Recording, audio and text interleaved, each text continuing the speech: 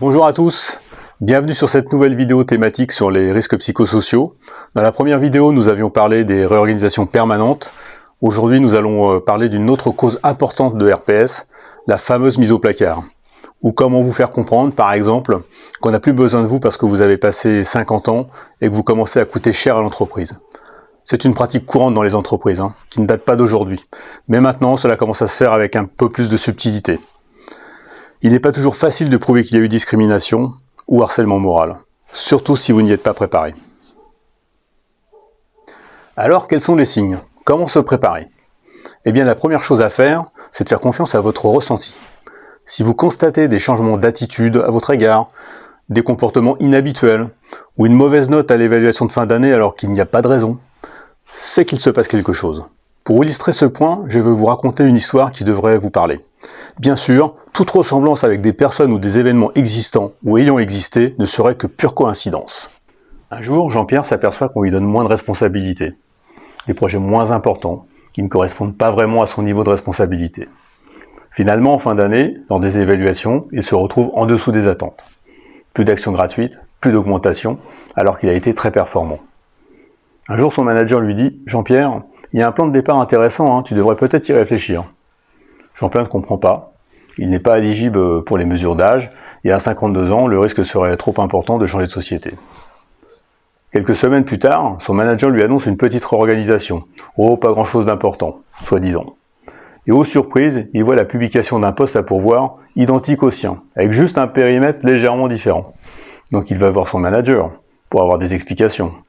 Son manager lui fait comprendre que ce n'est pas vraiment le même poste et qu'il peut postuler s'il le souhaite. Bien sûr, Jean-Pierre ne sera pas pris pour le poste, car il y a un candidat soi-disant meilleur que lui, et il se retrouvera avec un niveau hiérarchique inférieur, et il aura un joli placard à faire des tâches ne correspondant plus à ses qualifications. Et quand il osera se plaindre, on lui fera remarquer, avec plus ou moins de tact, qu'il devrait regarder le plan de départ volontaire. Jean-Pierre fera une dépression importante, avec 2 mois d'arrêt maladie.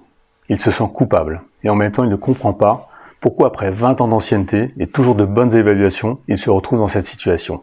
Qu'a-t-il fait pour mériter ce traitement? Cette histoire, malheureusement, beaucoup de personnes l'ont vécue. Je dirais même l'ont très mal vécue. La succession d'événements qu'a subi Jean-Pierre et qui l'ont conduit en arrêt maladie, cela s'appelle du harcèlement moral. Et si l'on regarde bien, il y a une succession de faits pour pousser Jean-Pierre vers la sortie. Premièrement, moins de responsabilité. Ensuite, évaluation en dessous des attentes. On pousse Jean-Pierre vers la sortie en lui parlant du plan de départ volontaire. Et comme il est réfractaire, on essaie de l'humilier en le rétrogradant et en donnant son poste à une autre personne, souvent plus jeune que lui. Pour terminer, je vais vous lire la définition du harcèlement moral. Et vous pourrez constater que nous sommes bien dans un cas de harcèlement. Donc la définition: agissement, propos ou comportement répété ayant pour objet ou pour effet d'entraîner une dégradation des conditions de travail de la personne qui les subit. Sachant que la répétition, c'est à partir de 2 agissements, propos, etc. Et un point important, il n'y a pas de répétition des faits pour des actes de discrimination, par exemple sur l'âge, l'exercice syndical, etc. Donc en résumé, soyez attentifs, en particulier à partir de 50 ans. Si vous êtes dans cette situation, il est important de bien noter tous les faits de manière chronologique et d'avoir un maximum d'écrits. Plus important encore, dans cette situation, il ne faut pas se refermer sur soi-même. Il est vraiment important de pouvoir en discuter, soit avec vos collègues, avec votre médecin traitant, le médecin du travail, et n'hésitez pas à solliciter vos élus CFE-CGC, qui seront là pour vous écouter et essayer de mobiliser tous les acteurs de l'entreprise. N'oubliez pas que dans cette situation, c'est vous la victime. Voilà.